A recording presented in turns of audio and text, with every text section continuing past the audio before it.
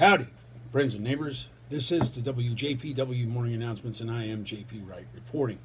What in the holy fried chicken is going on? What in the holy fried chicken is going on? Well, all is quiet, and everything is fine, actually. That's what's going on. Let's see here. The curfew, I guess, is over, and guess what happened yesterday? Pretty much nothing. The news is going to tell you that all hell broke loose, but you know what? The news is bullshit. Nothing really happened yesterday, except for people did what this country is all about: standing up and for your rights. That's what happened in the streets yesterday. So if you're waking up today reading the Courier Journal and there's some crazy headline, well, it probably didn't happen. If you're watching CNN right now and they're telling you all kinds of crazy shit's going on in Louisville, Kentucky, nope, it's quiet. Everything's fine. Nothing's on fire. Nobody's dying. There's no craziness in the streets. A couple windows got busted or something. But you know what? Really, who gives a fuck? The insurance companies will pay for it and everything's fine. It's not like a big deal. Come on, everybody. Stop freaking out. It's going to be all right. Don't let fear drive your boat. So, with that being said, what is going on this morning? Howdy, friends and neighbors. It's a wonderful day in the neighborhood. A wonderful day for a neighbor. Would you be mine? Could you be mine? It's a wonderful day in this beauty wood. A wonderful day in various other places too. Would you be mine? Could you be mine? I've always wanted to have a neighbor just like you until you started bothering me. Wait a minute, that's not in the song. Would you like to be a neighbor and various other things too? So let's make the most of this beautiful day. And if you get too close to my yard, then I'm probably gonna say, would you be mine? Could you be mine? Get the fuck out of my yard. No, that's not how that song goes. Jesus Christ. Good morning, everybody. Well, I have a serious problem right now, and that is I gotta make some more coffee. Holy fried chicken, mashed potatoes, and gravy. I tell you. Hello, everyone. Let's go over here to the coffee making station. Let's make some coffee. Yes, sir, Bob. First of all, gotta shed some light on the subject here. All right, then. We got a little light on the subject. There's my little pup. Hey, Duke, you're on the show. What's going on down there? That old puppy right there. He's 16 years old. 16, that's an old pup, you know what? Here's what we're going to do, fellow workers, friends, and neighbors. We're going to make some coffee. We've already made some coffee once before, so we're going to make some more. I'm going to add a little bit of this cheap stuff to the top there. The cheap stuff. Got that at good old Walgreens, $2.99. Can you believe that? $2.99. Pretty good deal right there. There we go. We're going to add that to the top of the pre-existing coffee that was in there already, that I had already made this morning once before. We're going to add a little bit of water there to the coffee machine, filling her on up. We're going to shut the lid, or else it'll just sit there and gurgle. So we're going to turn that on there. A little bit of power. We're going to apply a little power right there. Now I get my coffee at the K. Rogers, because I live on I don't make a lot of money, so I got to make sure I try to do things as cheap as I can these days, because I'm broke. I live in poverty, and I enjoy it myself. Poverty's awesome because you don't have a lot of money, which then you don't have to worry about that whole deal about getting through that needle and stuff. What is that? It's easier for a rich man to get through the eye of a needle than it is for a poor person to get through heaven or something. I don't know. I can tell you one thing, though. Living in poverty is a hard thing to do. So you got to really study very deeply about how can you actually maintain a various happy life living in poverty. Well, one way you can do that is you can study people who did live in poverty, but who were also masters at it. And this guy right here is somebody I've been studying very deeply, which is Harlan Hubbard.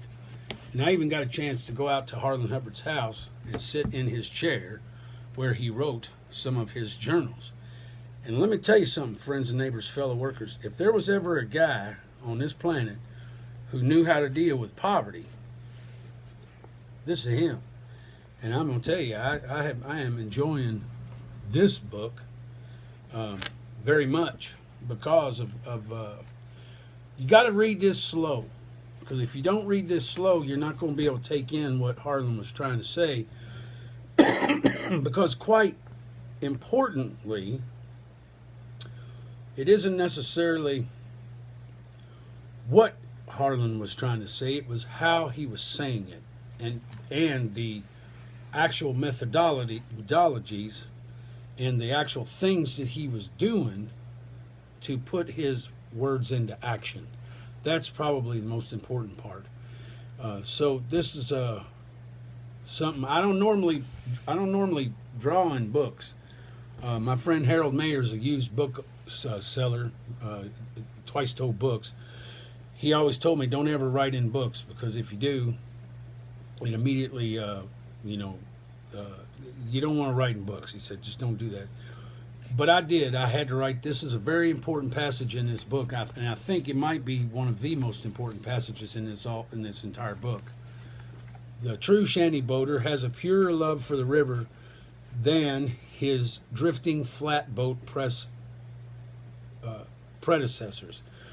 So to do a little bit of history there, you got to know what the difference between a flatboat predecessor and a shanty boater is. A shanty boater is somebody who lives on the boat. Flatboat people were people who were doing commerce on the river on flatboats that were making money and working. A shanty boater has a purer love for the river than his drifting flatboat predecessors. So that's obvious there. One person's living on the river, one person's working on the river. A little different there. These were concerned with trade or new land. To him, the river is more than a means of livelihood. It is a way of life. The only one who knows which answer, the only one, in a way, it's messing this up. It's too early in the morning. I need more coffee. The true shanty boater has a purer love for the river than his drifting flatboat predecessors. These were concerned with trade or new land. To him, the river is more than a means of livelihood. It is a way of life. The only one who knows which answers. The only one he knows which answers an innate longing to be untrampled and independent, to live on the fringe of society, almost beyond the law, beyond taxes and ownership of property. His drifting downstream is as natural to him as his growing old in the stream of time. Away from the river he languishes, and if taken from his natural element. So, I like that a lot. So, living in poverty, as if I am now, is due to wages. Due to the ability to be able to participate in society based off of a wage. And that is why I'm living in poverty, because the wages that I'm paid are substandard to the way it is that most people, most recognized ideas of the way you're supposed to participate in this society. I can't actually do that. And if I did, I would just be, even worse broke. What I do have, though, fellow workers, friends, and neighbors, is I have a very close friend who has a really nice shanty boat, otherwise known as a home.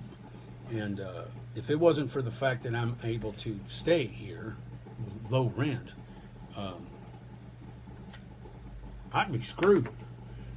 There's no way in the world I could afford an apartment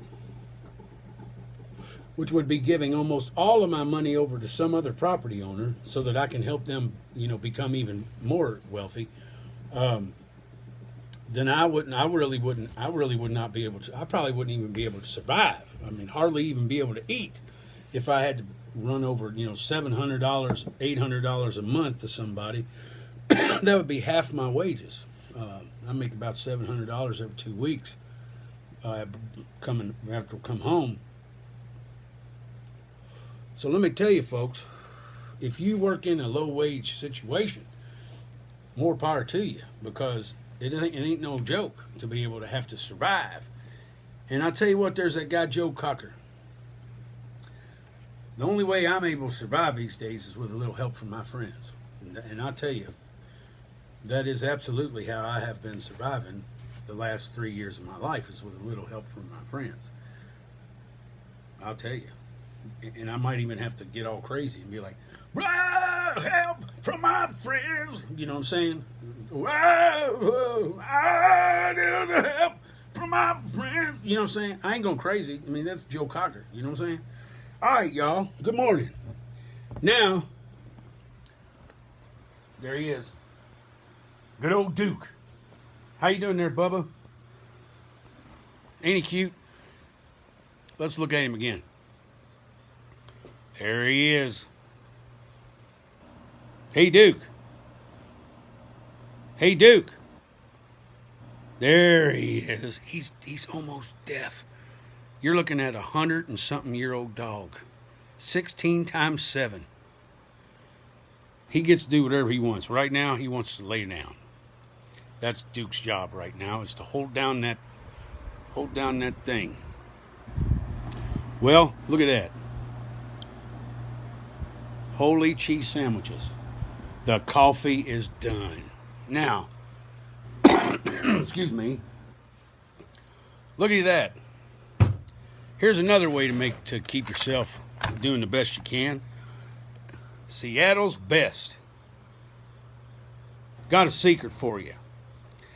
If you like Starbucks coffee, which I don't really like Starbucks coffee. It's burnt and it's funky and I just don't really like it. This is the exact same shit, but it's cheaper. That's called branding. They just take one product, stick it in another bag, call it something else, and then next thing you know, you got P.T. Barnum happening right in front of your face. At least the critics of P.T. Barnum, because P.T. Barnum never said there was a sucker born every minute. That was critical of him, P.T. Barnum. Good old American. There we go. Now watch this. Arise, O ye children of starvation, and make you some cheap-ass coffee for various other things for people watching this stream who might know what it is I'm singing, because most people don't. And it sounds really like a coffee commercial and various other things. I'm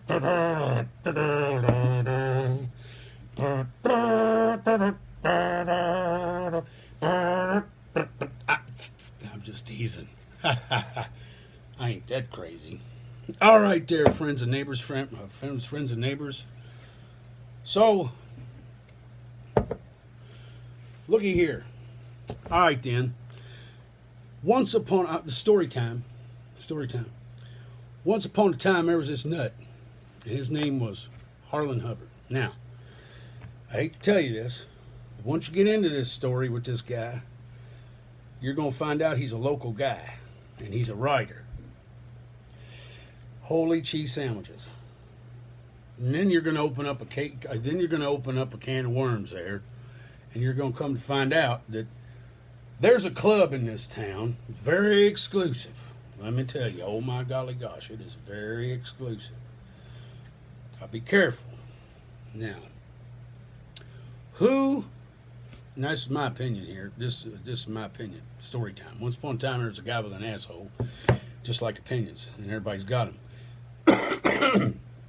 I think that the Harlan is the source of the Kentucky sense of place writing style that a lot of people in this, a lot of Kentucky writers, sense of place sorts of people, I think this is the source. I think this is the actual source. This guy.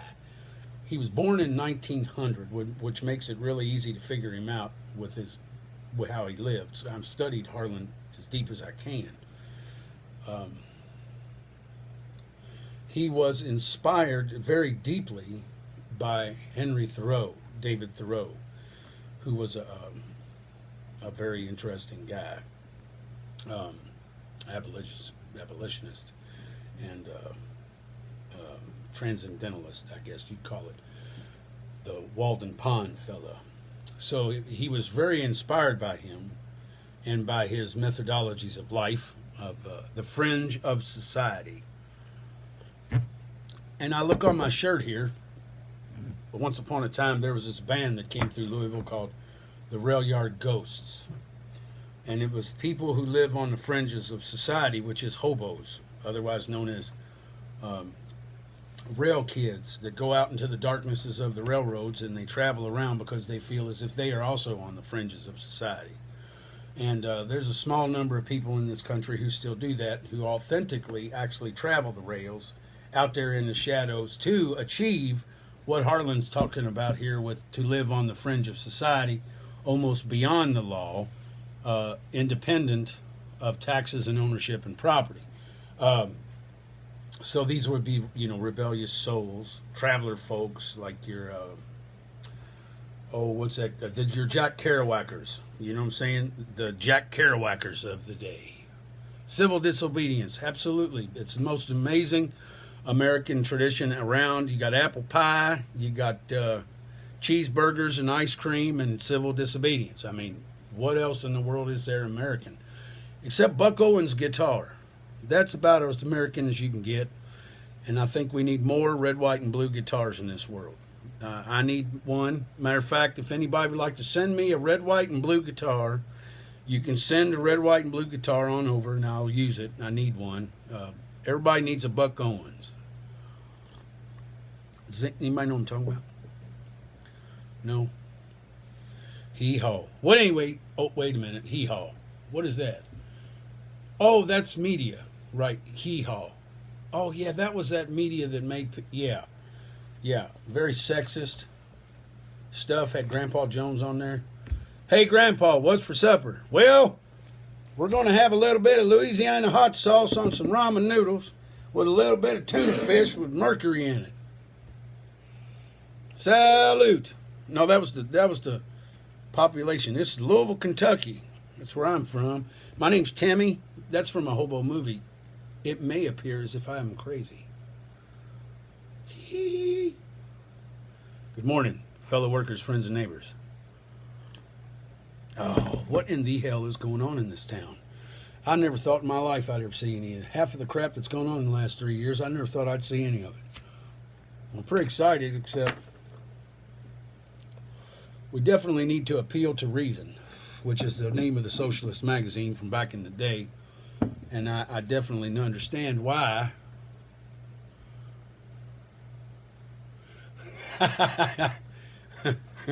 Right? He's probably heard tuna fish. But anyway, we definitely could use some reason in this world these days, I'll tell you. I made a post on my website, or excuse me, on my Facebook, about fix the hazards, don't blame the victims. Oh, fried chicken, mashed potatoes, and gravy. So I made a post there. Fix the hazards, don't blame the victims. We live in a society, fellow workers, friends and neighbors, and we live in a society. That's something that we can figure out, so we know that's a reasonable thing to say. And human beings live in that society, right? Back to basics. There we go. Human beings live in a society, and we all live in this town, and we are all neighbors, right? Does that seem to be the case? All right. We've got that figured out. Now, I resist anything that dehumanizes people, and I don't want to participate in that. So, fix the hazards, don't blame the victims, is what I put on my Facebook page today, and it's from a sticker from back when I used to work with Railroad Workers United and other various progressive labor organizations, the ones that I used to work with. And this is the safety slogan of the progressive unions I used to work for. If the slogan was applied to the issue of the day, the hazards are the FOP and the corrupt politicians. Well, that is very true. We need to look into what this FOP is all about. It's a terrorist organization. And if you have any problems with that, I'm sorry, but it is. And it would behoove you now to probably look it up and figure out why I'm saying that. Well, it is. Especially because of the president and the things that he's been saying and the language that he has been using. So, we need to basically tell the FOP to kiss our butts, and we're not going to bargain with you. Sorry about that. But y'all need to get another way to organize yourselves within. And if I was a police officer, which thank goodness I ain't, woo, that'd be the last thing in the world I'd want to be right now. I wouldn't want to be a well digger, or a police officer. I tell you, that'd be the last thing I'd want to be. I have a message for all the Louisville Police Department.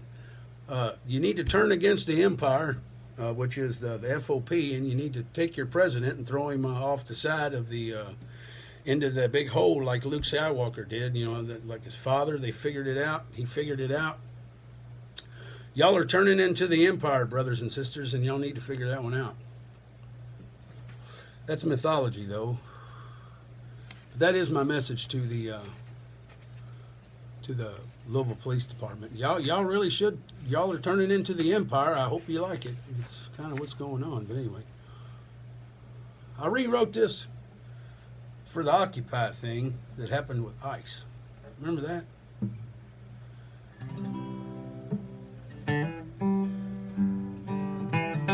Woody Guthrie wrote this song originally.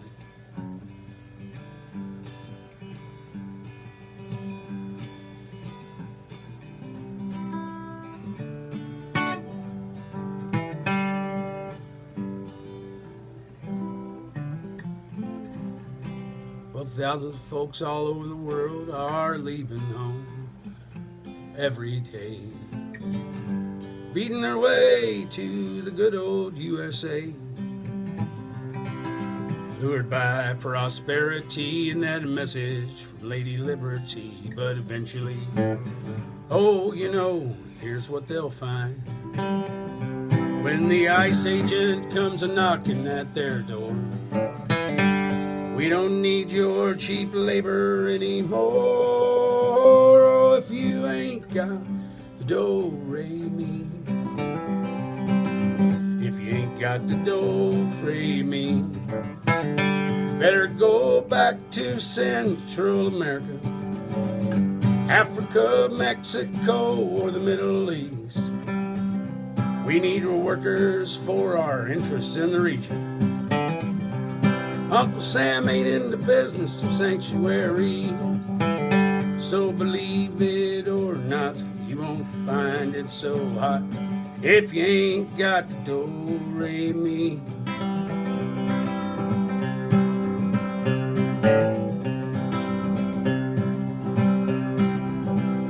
So you want some of our diversity or to send your kids to the university? Well, that's real nice, but it's only a dream. We got prisoners, oh, you know, they're working for free. We've made cages in industry. Stick around a little while and here's what you'll find. That you're just another wage slave. Capital knows no borders anyway. Well, if you ain't got the do-re-mi,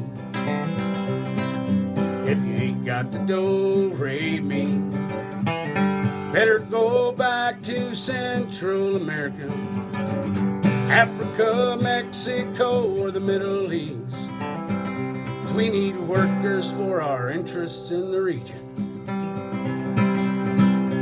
Uncle Sam ain't in the business of sanctuary, So believe it or not, you won't find it so hot if you ain't got the do-re-mi. Yes, I wrote that back in Occupy Ice days because that's basically what's happening. You know, every time they need a bunch of free labor in this country, they get immigrants and other people to do it. And then when free work isn't needed anymore, it's time for everybody to leave. So then they just tell everybody, hey, guess what? Them immigrants are enemies and y'all ain't supposed to like them, so let's get them the hell out of here. But, you know, that's just the way it works in this country. Been going on for a long time like that. I'm going to be participating in a benefit for the people of Beirut. And I will definitely be singing that song in that benefit. This is some music that I've written over the last year or so. And some of it, I haven't even had a chance really to get into my repertoire. I haven't had a chance to sit and study it. Here's an old song I wrote in 2012 about the hobo people that run around on the railroad tracks.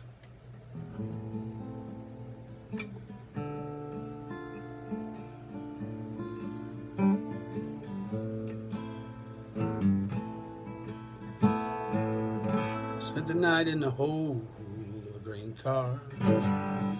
Been a-traveling and I don't know how far. Leaving nothing as my trail, and lonely sorrow is the story I tell, and I'm gone. I'm gone. I am gone. I am gone. I haven't played this one in a while. Ain't got no home, I'm just rambling around. Don't ask me nothing and I won't make a sound. Won't do anything that I don't want to do. I'll strap a retread to my shoe and I'm gone. Lord, I'm gone. I am gone. I am gone. I've been busted a couple of times. Pulled off the train, I don't think it's a crime to ride the rails out under the stars, leaving messages up on old boxcars, and I'm gone. I'm gone. I am gone. I'm gone. Rode the CP and the CSX, the Norfolk Southern and the BNSF.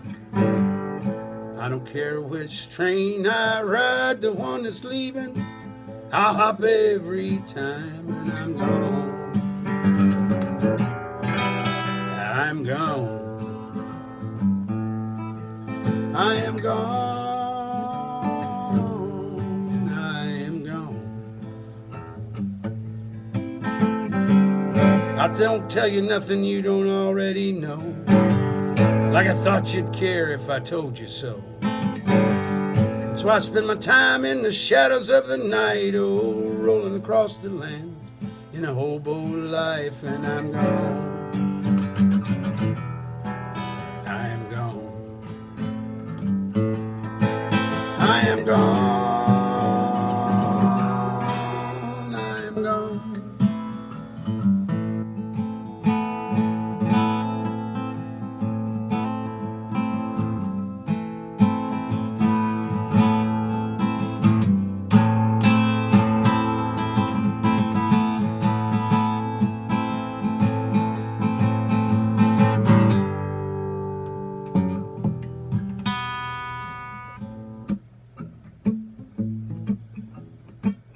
Spent the night in the hole of a grain car. Been a-traveling and I don't know how far.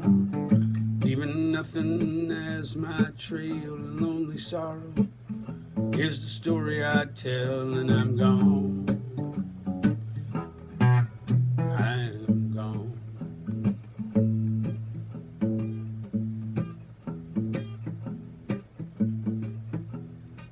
Yeah, so that's a song I wrote back in 2012 when I met the Rail Yard Ghost folks, and I dedicated that to to the Rail Yard Ghosts and to Profane Sass and all that scene that was going on back then. Oh, yeah. So here's a song I wrote out there on that casino. Aaron, howdy. Oh man, good work, brother. Good work. Oh, let's see here. This one's a hard one. I got to figure this one out.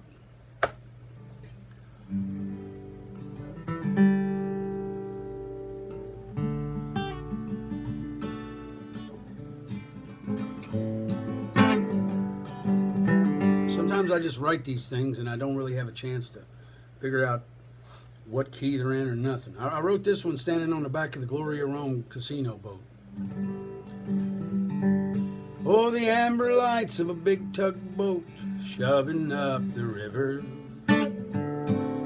Power of this Ohio makes me all a shiver. And if I wonder if I'll ever go downstream to see what I can discover. Oh, to make heads or tails out of this, that, and the other. New Orleans, I hear you calling me. Through the Cairo, down Old Man River, the Mississippi. New Orleans, I hear you calling me. Through the Cairo, down Old Man River, oh, the Mississippi. Oh, standing on this river boat, the lights all behind me. Oh, watching waves break on the banks of old Kentucky. Oh, the ebb and flow of this river life and all of its goings. I think it might be time, oh, for me to cut my moorings. New Orleans, hear you calling me. Through the Cairo, down Old Man River, oh, the Mississippi. New Orleans, New Orleans, I hear you calling me. Down the Cairo, Old Man River, down the Mississippi. So yeah, I wrote that in Cairo, otherwise known as Cairo, Illinois. That's where the Ohio River meets the Mississippi. Now it looks like on the map Cairo, Illinois, but people call it Cairo. And I always wondered about that song or that comment Cairo in a Bill Monroe song, and I never knew. I thought he said he was going down that old K Road. Well, I had no clue K Road. I tried to figure it out, but then I got a job out on the river, and I figured it out through listening to the railroad or to the river folks that Cairo is actually Cairo, and that's where the Ohio River meets the Mississippi. I'm going down to that East Cairo. I'm going down to that East Cairo. I'm going down to the east. I'm going down to the west. I'm going to the one that I love best. And roll on, buddy, roll on. That's an old Bill Monroe song. I really like Bill Monroe. He's probably one of my favorite Kentucky musicians ever. He worked with a guy named Arnold Schultz, a black blues player. Played Piedmont blues. That story about Bill Monroe isn't told as much as I think it should be. Bill was an incredible person. I try to think about what it would have been like living in Rosine, Kentucky, having one of your best buddies as a black guitar player who working for the railroad. That's the story.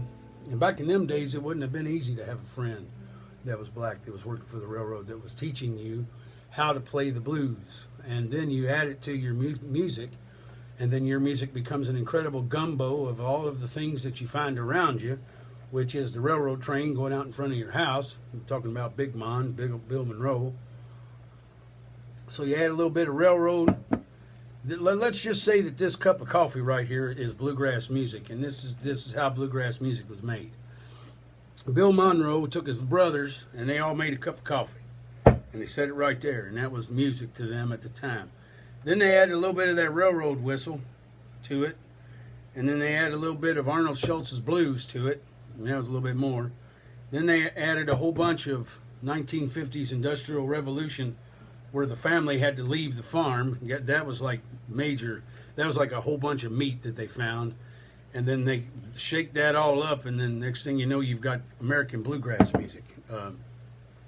Lots of songs about having to be unfairly transitioned to another place. Bill and his family had to go to northern Illinois and Indiana to work in the steel industry when industrialized farming became the new thing to do, and that destroyed the farms in this country. Back in the old industrial 1950s after World War II, when they decided to put all of them poisons on the farm fields because they, bombs and stuff. They made bombs out of fertilizers and stuff. So, whatever there. Leave that one up to Wendell Berry. The Ballad of the Horseshoe. I wrote this in a dumpster. I was working out there one night, and I was singing the song kind of sort of already, but then I looked down after, I was working in the casino pushing garbage out to the dumpster, and that was my job. All night long I was a deckhand on the Glory of Rome. Glory of Rome's gone now. But I was standing in the dumpster because I just dumped out a bunch of garbage, and I was looking down, and I saw whiskey, and I saw broken glass, and I saw chicken bones, and I saw beer. And I thought, whiskey, broken glass, chicken bones, and beer. Now, that's one hell of a line. What do you do with that? Well, you add a little bit more to it. And then you got a boatload of drunk-ass gamblers that are all grinning ear to ear. Well, hellfire and brimstone, you got a song. Broken whiskey, broken glass, chicken bones, and beer, a boatload of drunk-ass gamblers are grinning ear to ear. Working on the steel decks of this old river boat. The only reason we work here is 'cause this thing, it floats. We might have ourselves a sea shanty going right here. I don't know. Whiskey and broken glass, chicken bones and beer. A boatload of drunk-ass gamblers, grinning ear to ear. This is the Ballad of the Horseshoe. Working on the steel decks of this big old river boat. And the only reason we work here is 'cause this thing floats. Whiskey and broken glass and chicken bones and beer. A boatload of drunk-ass gamblers, a grinning ear to ear. That's your part. Caps up in the pilot house and the mates out on the floor. Engineers in the engine room, and all they do is hide and snore. Let's try that one again. You ready? Caps up in the pilot house and mates out on the floor. Engineers in the engine room, all they do is hide and snore. Whiskey and broken glass and chicken bones and beer. A bunch of drunk-ass gamblers a grinning ear to ear. They're a-building a big old casino over on the Indiana shore. And when the doors they open, no, they won't be needing us no more. Whiskey and broken glass, chicken bones and beer. A boatload of drunk-ass gamblers a grinning ear to ear. Deckhands we might be, some might call us garbage men. But I ain't seen no poker dealers on the stern with a line to mend. Whiskey and broken glass and chicken bones and beer. A boatload of drunk-ass gamblers a grinning ear to ear. Benny Binion loved his cowboy hats, his boy Jack loved his steaks. Careful eating in the EDR, you might get a bellyache. Chicken, whiskey and broken glass, chicken bones and beer. A boatload of drunk-ass gamblers a grinning ear to ear. The deck work that we do really ain't that hard. We make sure this boat don't go nowhere while folks play slots and cards. Whiskey and broken glass and chicken bones and beer.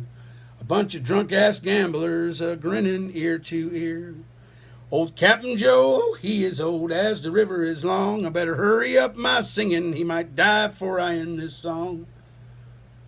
Whiskey and broken glass and chicken bones and beer. A boatload of drunk-ass gamblers grinning ear to ear. I was working over there at the Horseshoe Casino, I tell you, was one hell of an experience in life. I started researching and reading. When I worked over there at the casino, I read Hunter Thompson's Fear and Loathing in Las Vegas via audiobook. And I would walk around the casino with that audiobook on in my ear. And I'll tell you what, it put that audiobook into perspective, working at that gambling boat. Yeah. This old John Henry song from back in the day, this is too long, didn't read. I don't want to make anybody have to suffer through having to explain the whole damn song to everybody, because, you know, living on the outskirts of reality, most people's reality, takes a lot of time to explain some things, and I know how the culture is today. It's too long, didn't read, so I won't go into John Henry 2006, J.P. Rufus Porter, to all my friends and sisters in the BLET and UTU. I know I already gone too far with that one, so this is poetry right here. I think this is incredible poetry that comes out of the mountains in eastern Kentucky and West Virginia. And I don't know who wrote this one. Don't know if Ralph wrote this, Ralph Stanley, or not, but listen to this poetry. When the curtains of night are pinned back by the stars, and a beautiful moon sweeps the sky, dewdrops from heaven are kissing the rose. It's then that my memory flies. Well, upon the wings of a beautiful dove, I'll hasten this message of cheer, and I'll bring you a kiss of affection and say, I'll remember you, love, in my prayers. Now the angels of heaven are guarding the good, as God has ordained them to do. In answers to prayers that I offered him, I know there's one waiting for you. Now go where you will, upon land upon sea, and I'll share your sorrows and cares. And at night, as I kneel by my bedside to pray, I'll remember you, love, in my prayers. God, what a song!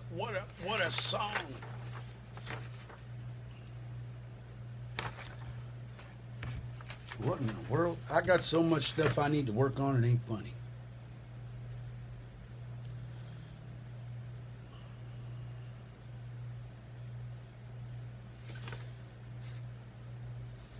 These are things that I wrote that I just didn't finish, and I got to figure out how to finish this one.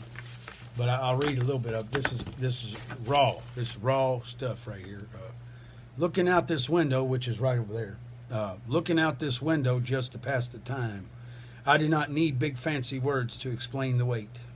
I'll wait for a red cardinal, a robin. There is so much in this world I could be paying attention to. I can't buy it. Don't want it anymore. Go cheap for life. The beauty I seek comes from the natural, the moon, the more I slip into this stream of thought, the more time is reclaimed. Freedom is free. There is no reason to fight for it. What would I write if nobody was to read it? So, I guess that's what I would write if nobody was to read it, right there. I got some blank paper. Let's see here. Okay. When you're lost, but you don't want to be found. When you've been looking for signs in every sight and sound. There's only one way to go when you can't go home. Just wipe those weary eyes and look up to the sky.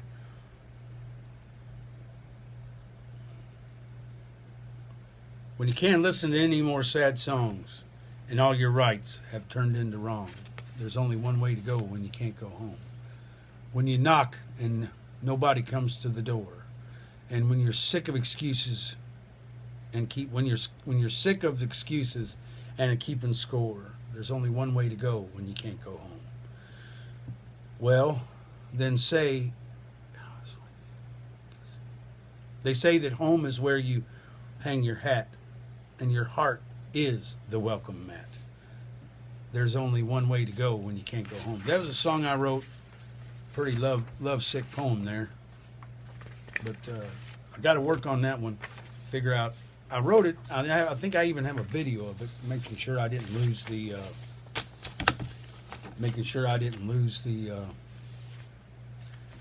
Melody there. Got it somewhere. All right, there, friends and neighbors, fellow workers, and everybody else in between. Got some work to do. I've got a benefit that I'm going to be preparing for the people of Beirut. Remember that when that whole place exploded because of ammonium nitrate? Remember that?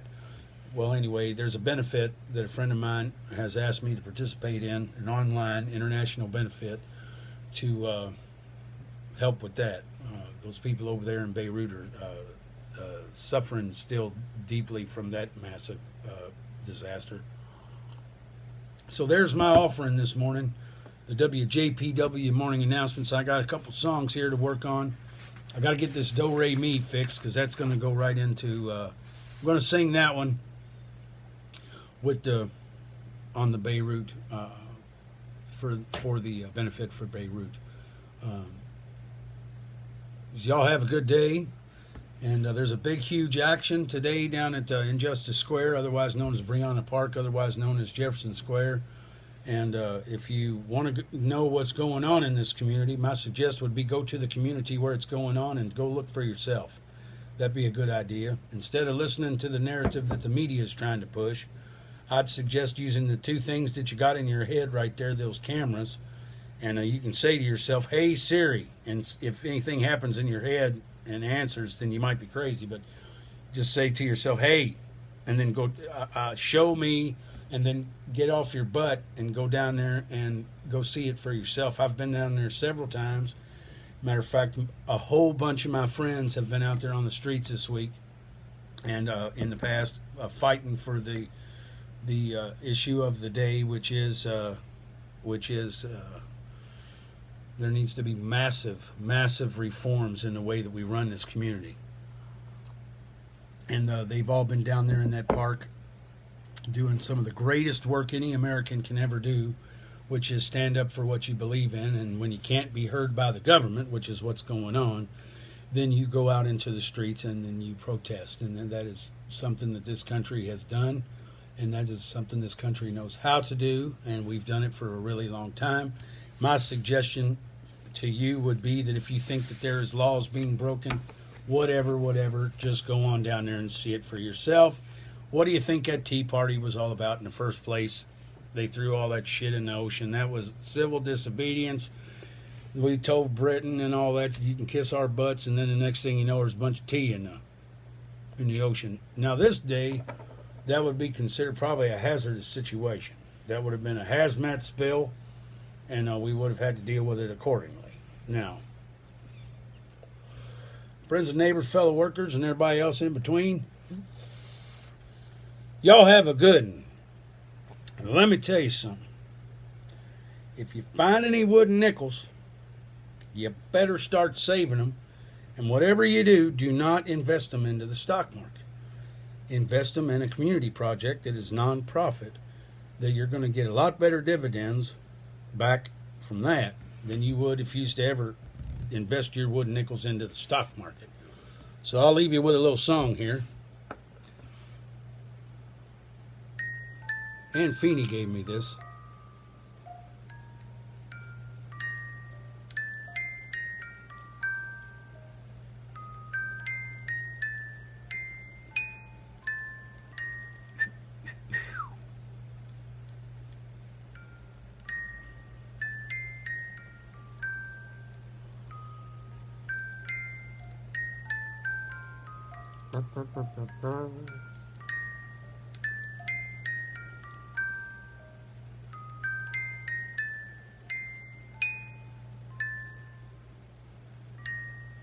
Y'all have a good one.